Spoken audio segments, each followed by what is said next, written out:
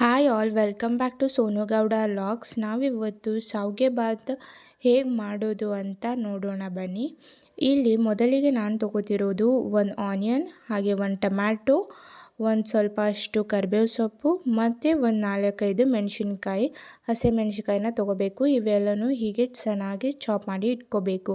ಹಾಗೆ ಇಲ್ಲಿ ನಾನು ಒಂದು ಬಾಣಲೆಯಲ್ಲಿ 4 ಟೇಬಲ್ ಸ್ಪೂನಷ್ಟು ಆಯಿಲ್ ಹಾಕಿ ಅದನ್ನು ಬಿಸಿ ಮಾಡಿದ ತಕ್ಷಣ ಅದಕ್ಕೆ ಒಂದು ಸ್ವಲ್ಪ ಜೀರಿಗೆ, ಸಾಸಿವೆ ಹಾಕಿ ಇಲ್ಲಿ 2 ಟೇಬಲ್ ಸ್ಪೂನಷ್ಟು ಉದ್ದಿನಬೇಳೆ ಎಷ್ಟು ತೋರಿಸಿದ್ದೀನಿ ಅಷ್ಟು ಹಾಕ್ಕೋಬೇಕು. ಇದು ನಮಗೆ ಟೇಸ್ಟನ್ನು ಹೆಚ್ಚಿಸುತ್ತೆ.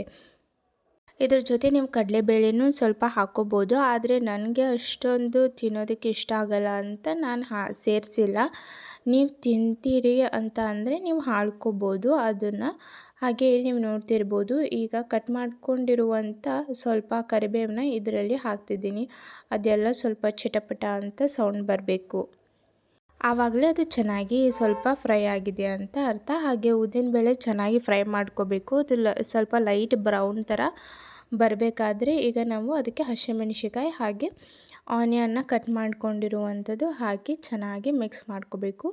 ಇಲ್ಲಿ ನಾನು ತೋರಿಸಿದ್ದೇನಲ್ಲ ಆನಿಯನ್ ಹೇಗೆ ಅದನ್ನು ಉದ್ದಾಗಿ ಕಟ್ ಮಾಡಿ ಅದನ್ನು ಮತ್ತೆ ನಾವು ಕೈಲಿಂದ ಬಿಡಿಸಿ ಒಂದೊಂದಾಗಿ ಬೇರ್ಪಡಿಸಿ ಇಟ್ಕೋಬೇಕು. ಹಾಗೆ ಅದಕ್ಕೆ ನಾನೀಗ ಉದ್ದಾಗಿ ಕಟ್ ಮಾಡಿ ಇಟ್ಕೊಂಡಿರುವಂಥ ಒಂದು ಟೊಮ್ಯಾಟೋನು ಹಾಕಿ ಮಿಕ್ಸ್ ಮಾಡ್ಕೊತಾ ಇದ್ದೀನಿ. ಹಾಗೆ ಅವು ಎಲ್ಲನೂ ಚೆನ್ನಾಗಿ ಬೆಂದು ತರಕಾರಿಗಳು ಸ್ವಲ್ಪ ಸಾಫ್ಟ್ ಥರ ಆಗಬೇಕು, ಆಯಿತಾ.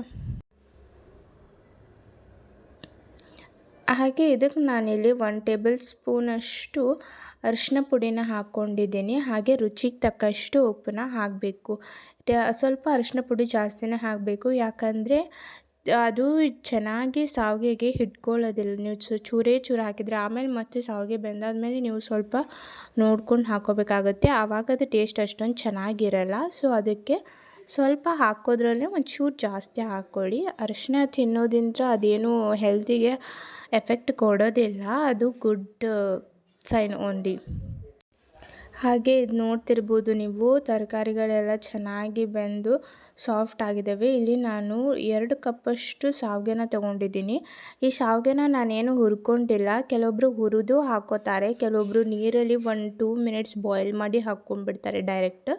ನಾನು ಆ ಥರ ಏನೂ ಮಾಡಿಲ್ಲ, ಡೈರೆಕ್ಟ್ ಹಾಗೇ ಪಾತ್ರೆಯಲ್ಲಿ ಹಾಕ್ತಿದ್ದೀನಿ. ಒಗ್ಗರಣೆ ಪಾತ್ರೆಗೆ ಹಾಕಿ ಚೆನ್ನಾಗಿ ಮಿಕ್ಸ್ ಮಾಡ್ಕೋಬೇಕು. ಇಲ್ಲಿ ನೀವು ನೋಡ್ತಿರ್ಬೋದು, ನಾನು ಅರಿಶಿನ ಸ್ವಲ್ಪ ಜಾಸ್ತಿ ಹಾಕಿರೋದ್ರಿಂದ ಅದು ಎಲ್ಲನೂ ನೀಟಾಗಿ ಹಿಡ್ಕೊಂಡಿದೆ. ಇಲ್ಲ ಅಂದಿದ್ರೆ ಅದು ಹಾಫ್ ವೈಟ್ ಥರ ಹಾಗೆ ಕಾಣ್ತಿರುತ್ತೆ ನಿಮಗೆ. ಹಾಗೆ ಇಲ್ಲಿ 2 ಕಪ್ ಶಾವಿಗೆಗೆ ನಾನು 3 ಕಪ್ಪಷ್ಟು ವಾಟರ್ನ ಹಾಕ್ಕೊಂಡಿದ್ದೀನಿ. ಯಾಕಂದರೆ ಆ ಶಾವಿಗೆ ಗಟ್ಟಿ ಇರುತ್ತಲ್ಲ, ಅದೆಲ್ಲ ಸ್ವಲ್ಪ ನೀಟಾಗಿ ಮೆತ್ತಗಾಗುತ್ತೆ ಅಂತ ಹೇಳಿ. ಹಾಗೆ ಆ ನೀರನ್ನ ನಾನು ಇಲ್ಲಿ ಬಿಸಿ ಮಾಡೋದಕ್ಕೆ ಇಟ್ಟಿದ್ದೀನಿ. ಇದು ಬಿಸಿ ಆದಮೇಲೆ ಇದಕ್ಕೆ ಈ ಶಾವಿಗೆನೂ ಹುರ್ಕೋತಿರೋ ಪಾತ್ರೆಗೆ ನಾವು ಹಾಕಿಬಿಡಬೇಕು. ಯಾಕೆ ಬಿಸಿ ನೀರು ಹಾಕಿದ ತಕ್ಷಣ ಅದು ಒಂಥರ ಸಾಫ್ಟ್ ಆಗುತ್ತೆ. ನೀವು ತಣ್ಣೀರು ಹಾಕಿದ್ರೆ ಅದು ಒಂಥರ ಗಂಟು ಥರ ಆಗಿಬಿಡುತ್ತೆ. ಅದಕ್ಕೇ ನಾವು ಬಿಸಿನೀರೇ ಯೂಸ್ ಮಾಡ್ಕೋಬೇಕು.